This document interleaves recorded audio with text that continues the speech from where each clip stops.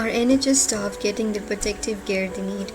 Concerns over protective kits is rising. Some NHS staff may refuse to work as government admits lack of protective clothing.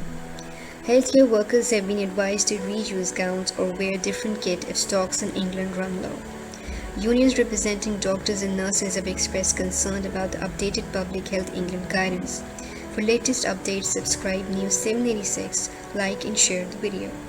It comes as the UK recorded another 888 coronavirus deaths, taking the total number of hospital deaths to 15,464. There have been warnings some hospitals could run out of gowns used in intensive care units this weekend. The government said it is working to provide the PPE stocks hospitals need.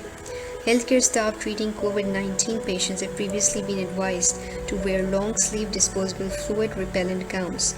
But Public Health England changed its guidance on Friday, outlining 3 options if the gowns are not available, as some compromise is needed to optimize the supply of PPE in times of extreme shortages. One option is for the hospitals to reserve the gowns for surgical operations and procedures which are likely to transmit respiratory pathogens. Another is for staff to reuse washable surgical gowns or coveralls or similar suitable clothing, for example, long-sleeve laboratory coat, long-sleeve patient gown or industrial coverall with a disposable plastic apron for AGPs, aerosol generating procedures, and high-risk settings with forearm washing once gown or coverall is removed. Frontline workers are particularly at risk. The British Transport Police has announced that a 53-year-old detective has died with coronavirus, leaving behind a wife and child. Greater Manchester Police announced that Marcia Precy, 61, who worked in the Forces Intelligence Bureau, died after contracting COVID-19. Meanwhile, councils in England have warned that the coronavirus crisis is pushing them to brink of financial failure. There have been warnings that trusts across England will run out of PPE over the weekend.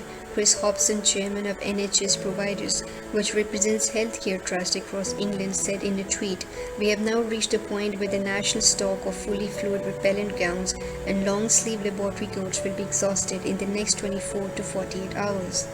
He said the national leaders have left no stone unturned, but the gowns are made in China and those that were ordered weeks ago are currently only arriving in fits and starts.